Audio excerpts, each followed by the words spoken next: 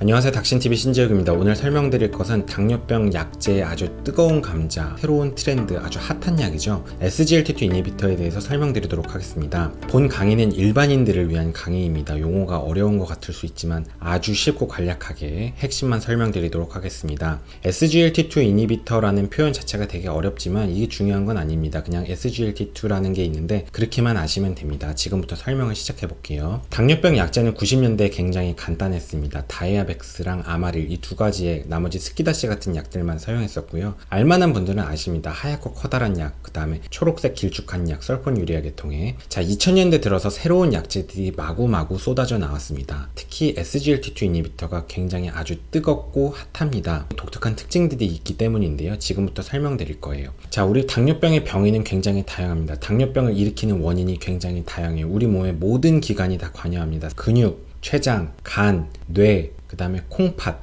이 모든 기관이 다 관여합니다. 이 SGLT2 이니비터라는 약제는 콩팥, 신장에 관여하는 약입니다. 신장의 프록시말 튜블, 근위세뇨관에 가면 SGLT2라는 채널이 있습니다. 이게 중요한 건 아니고 이 약은 우리 몸의 신장, 콩팥에 작용해서 소변에 포도당이 빠져나가게 하는 약입니다. 자, 다시 정상적인 사람은 소변으로 포도당이 빠져나가지 않아요. SGLT2 이니비터는 이 약제를 쓰면 신장 콩팥의 프록시말 튜브의 SGLT2 소듐 글루코즈 코트랜스포터라는 채널이 있는데 여기를 방해하면 우리 소변으로 이제 포도당이 쭉쭉 빠져나가게 됩니다. 쉽게 얘기하면 우리 몸이 포도당에 대해서 일종의 밑빠진 독이 되는 거예요. 우리가 음식물을 섭취하면 포도당이 증가하죠. 혈당이 증가하는데 소변으로 계속 포도당이 빠져나가게 하니까 일종의 밑빠진 독이 되는 거예요. 그렇기 때문에 우리 몸에 혈중 포도당 농도가 낮아지게 되고 혈중 혈당이 낮아지게 됩니다. 그래서 우리 몸의 혈당을 낮추는 약이에요.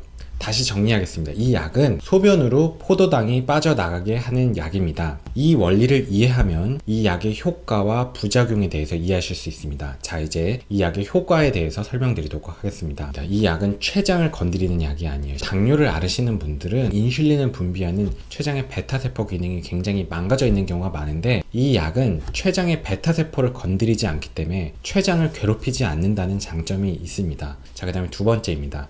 이 약은 인슐린을 건드리지 않습니다. 보통 인슐린을 건드리는 약들은 저혈당에 빠지는 경우가 많아요. 경험해 보신 분들은 정말 너무너무 고통스럽습니다. 이 약은 저혈당이라는 부작용이 거의 없습니다. 자, 그 다음에 세 번째, 소변으로 포도당이 빠져나가죠. 소변으로 포도당이 빠져나간다는 건 포도당은 에너지입니다. 포도당은 에너지, 소변으로 에너지가 빠져나가요. 즉 우리 몸에 체중이 빠집니다. 칼로리가 빠져나가요. 하루에 한 280kcal 정도가 빠져나가는데 이 정도의 효과는 매일매일 헬스장에서 1시간 정도 열심히 뛰는 거랑 비슷한 효과입니다. 그러니까 어떻게 될까요? 체중이 빠집니다.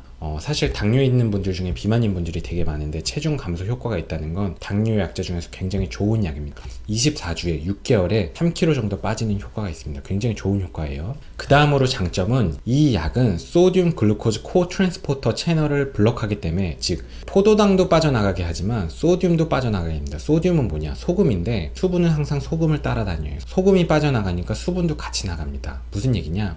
탈수가 돼요. 물이 자꾸 빠져나가게 되니까 혈압이 떨어지는 효과가 있습니다. 그래서 독특하게 이 약을 복용하면 혈압이 한 5 정도 떨어집니다. 이 효과는 혈압약 반알 정도의 효과랑 비슷합니다. 대체적으로 당뇨가 있는 분은 혈압도 있고 비만한 분들이 많은데 체중도 빠지지, 혈압도 떨어지지, 당뇨도 조절되지 일석삼조인 약제입니다. 그러다 보니까 심혈관계 보호 이펙트까지 있습니다. 굉장히 독특한 약제죠. 단점은 뭘까요? 이 원리를 이해하면 그대로 단점이 나옵니다. 소변으로 당이 나가니까 소변이 달달하죠. 우리 몸에 방광에 소변이 고여 있는데 방광 속이 달달해요. 그럼 어떻게 될까요? 방광염 같은 게 잘 걸리고 비뇨 생식기 계통에 감염증이 잘 생깁니다. 그래서 이 약을 드시는 분들 보면 막 아래가 가려워요. 내가 평생 산부인과를 한 번도 가본 적이 없는 사람인데 뭐 질염 같은 게 걸렸어요. 이러시는 분들이 있습니다. 즉 비뇨 생식기 계통 아래쪽에 자꾸 염증이 잘 생깁니다.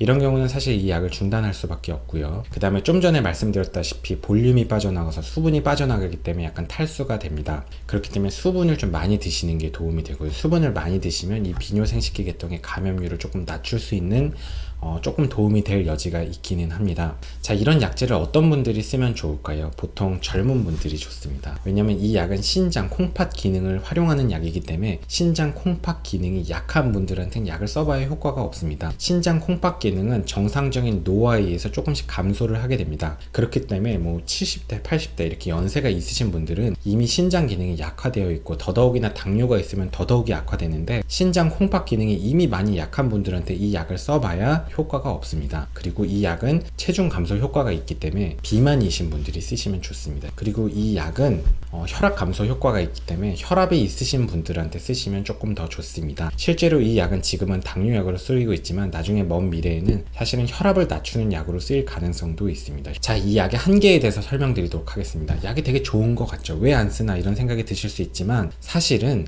무슨 약을 쓰느냐는 그렇게 중요하진 않습니다. 여러분을 진료하고 있는 의사 선생님께서 이 SGLT2가 무슨 약인지 몰라서 안 쓰시는 건 절대로 아닙니다. 의사 면허가 있는 사람이라면 사실 이 약이 뭔지 다 알고 있어요. 이 약의 장점도 있고 이 약의 단점도 있고 이 약의 한계도 다 알고 있습니다. 그런 것들을 다 저울질 해봤을 때 그렇게 큰 효과는 없다고 보기 때문에 이 약을 안 쓰는 거지 이 약이 있는 걸 몰라서 안 쓰는 건 아닙니다. 여러분을 진료하시는 선생님이요. 어떤 약을 선택하느냐는 실제로 당뇨 환자분에서 그렇게 중요한 게 아닙니다. 다양한 약제들이 있고 그 약의 장단점들이 첨예하게 대립을 하고 있는데 가장 중요한 거 뭐니 해도 뭘까요? 맞춰보세요. 가장 중요한 건 뭐니 해도 생활습관 교정입니다. 식습관 조절, 그 다음에 운동 이런 게 한 80% 훨씬 더 중요하고요. 나머지 10% 20%가 어떤 약을 선택하냐 이런 문제들입니다. 실제로 어떤 약을 선택하냐가 그렇게까지 중요한 건 아니기 때문에 왜 이 좋은 약을 지금까지 안 썼을까? 내일 당장 내가 진료받는 병원에 가서 선생님한테 여쭤봐야지. 그런 거는 그렇게 중요하진 않습니다. 오늘 영상도 도움이 되셨다면 좋아요와 구독을 해주시면 제가 더 많은 동기부여를 받고 힘들어도 일어나서 영상을 계속 만들어내도록 하겠습니다. 긴 영상 봐주셔서 감사합니다. 수고하셨습니다.